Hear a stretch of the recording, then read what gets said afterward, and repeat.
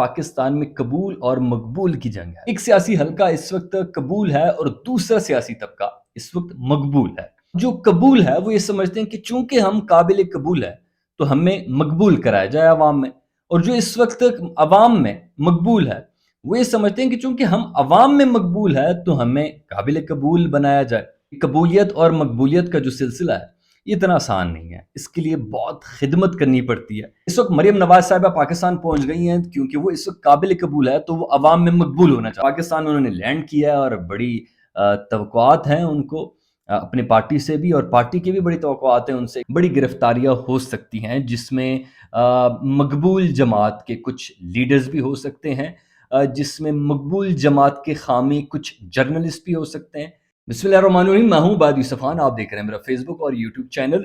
اس وقت ملک میں سیاسی درجہ حرارت کافی عروج پہ ہے اور اس کی دو بڑی بنیادی وجہ ہے۔ ایک تو جو آنے والے عام انتخابات ہیں، پنجاب میں ضمنی اور کے پی کے میں بھی ضمنی، اس لحاظ سے ایک بہت بڑا ایک مسئلہ کڑا ہے کہ جناب کیا وہاں پہ ضمنی انتخابات اگلے 90 روز کے اندر اندر کیے جائیں گے یا نہیں۔ اور دوسرا بڑا مسئلہ جو اس وقت ہے وہ کانسٹیٹیوشن کرائسس ہے، اس کے ساتھ ساتھ معاشی بحران بھی ہے، سیاسی طور پہ بھی اس وقت حالات کچھ اچھے نظر نہیں آ رہے۔ دو بڑی بنیادی وجہ ہیں جس کی وجہ سے یہ سارا معاملہ کافی ایک سنجیدگی اختیار کر گیا، اور اس کی بنیادی وجہ ہے یہی کہ پاکستان میں قبول اور مقبول کی جنگ ہے۔ اب آپ یہ سوچ رہے ہوں کہ میں نے قبول اور مقبول کا لفظ کیوں استعمال کیا اور اس پہ کیوں بات کر رہا ہوں۔ پاکستان میں میرے مطابق، میرے نقطہ نظر کے مطابق دو قسم کے سیاسی حلقے ہیں۔ ایک سیاسی حلقہ اس وقت قبول ہے اور دوسرا سیاسی طبقہ اس وقت مقبول ہے۔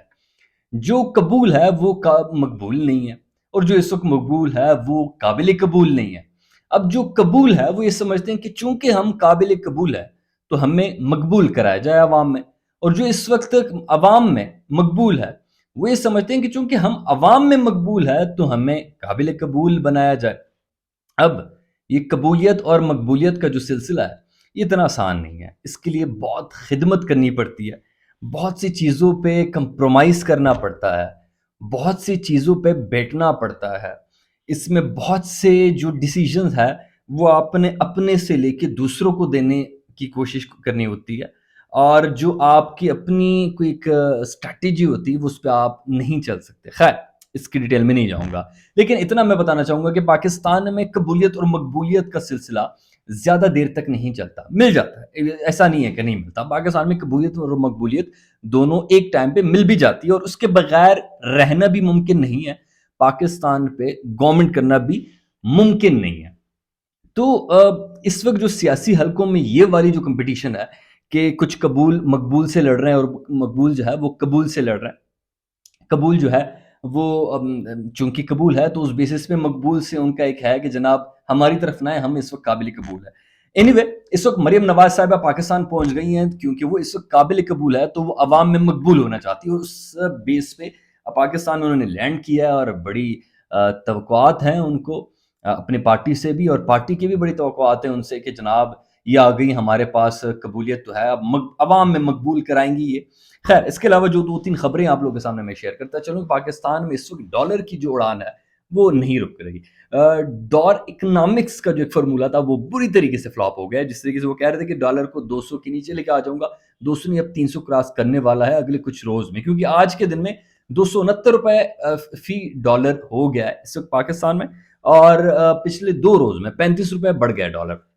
اس کا مطلب یہ ہے کہ پاکستان کو 4.6 کھرب روپے کا نقصان ہو گیا، اور یہ آپ کہیں گے کہ اس سب نقصان ہو کیونکہ ہم نے ڈالر میں دوبارہ پے بیک کرنا ہے، اور جو ڈالر میں پے بیک کرنا ہے، ڈالر ہمیں جتنا مہنگا ملے گا اتنا قرضہ ہم نے زیادہ پے کرنا ہے۔ تو اس حساب سے پاکستان کو نقصان کتنا ہوا ڈالر کے مہنگا ہونے سے؟ قریباً کوئی 4.5 کھرب سے بھی زیادہ۔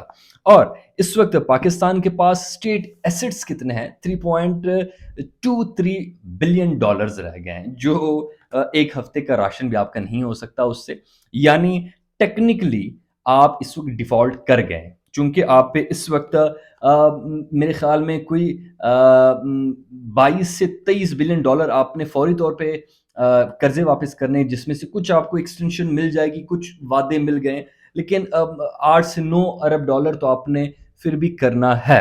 اچھا، اس پہ آتے ہیں، سعودی عرب نے آپ کو میں نے پچھلے بلاگ میں بتایا تھا کہ انہوں نے انکار کر دیا ہے کہ آئی ایم ایف آپ کے پاس آئے گا تو ہم آپ کو دیں گے۔ آئی ایم ایف کے ساتھ انہوں نے اپنے اس لون کو مشروط کر دیا۔ آئی ایم ایف جب آئے گا تو آئی ایم ایف آپ کو ایسے لون نہیں دے گا۔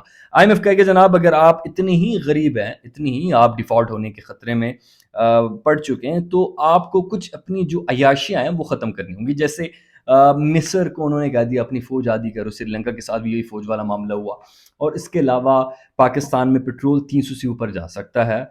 پاکستان میں بہت سے ادارے جو ہے ان کی سبسڈیز ختم ہو سکتی ہیں، عوام پہ اور پریشر آئے گا اور مہنگائی بڑھے گی، آپ کا بجلی مہنگی ہوگی، گیس مہنگا ہوگا، بہت سے ٹیکسز مزید لگ سکتے ہیں، اور اس کے ساتھ ساتھ نہ صرف ٹیکسز لگ سکتے ہیں بلکہ کچھ ڈیسیجنز بھی آپ جن ممالک کے تھرو آپ کو لون ملے گا ان کے حوالے کر سکتے ہیں۔ آپ میرا اشارہ سمجھ گئے ہوں گے۔ اچھا، اس کے ساتھ ساتھ اس وقت جو معاشی سطح سے لے کے سیاسی درجہ حرارت تک حالات کچھ اچھے نظر نہیں آ رہے، اور کچھ نقطۂ نظر رکھنے والے لوگوں کے مطابق اگلے کچھ روز میں بڑی گرفتاریاں ہو سکتی ہیں، جس میں مقبول جماعت کے کچھ لیڈرز بھی ہو سکتے ہیں، جس میں مقبول جماعت کے حامی کچھ جرنلسٹ بھی ہو سکتے ہیں، جس میں مقبول اور قبول لوگوں کے اوپر بات کرنے والے کچھ جرنلسٹ بھی ہو سکتے ہیں، اور بہت سے لوگوں کی منہ بند کرانی اس لیے لازمی ہے کیونکہ پچھلے ولاگ میں نے ذکر کیا تھا کہ اس سال انتخابات مجھے نظر نہیں آ رہا ہے، تو انتخابات نہ کرانا جو ایک آئینی بحران آئے گا اس کے اوپر چپ کرانے کے لیے ایک لمبی سی فہرست تیار کی گئی ہے، اور اس فہرست پہ بہت جلدی کام شروع ہو جائے گا، بلکہ ہو چکا ہے۔ تو یہ ایک سلسلہ اب چلا آ رہا ہے۔ خیر، یہ تھی اب تک کی کچھ اپڈیٹس۔ آپ ان جو سیاسی صورتحال ہے اس پہ آپ اپنی کیا رائے رکھتے ہیں، یہ آپ نے مجھے اپنے کمنٹ سیکشن میں لازمی بتانا ہے۔ اگر آپ نے ابھی تک میرا یوٹیوب چینل سبسکرائب نہیں کیا تو یوٹیوب چینل میرا لازمی سبسکرائب کریں، اور بیل کا آئیکن لازمی دبائیں تاکہ آپ کو میری ویڈیوز بر وقت پہنچ سکے۔ شکریہ۔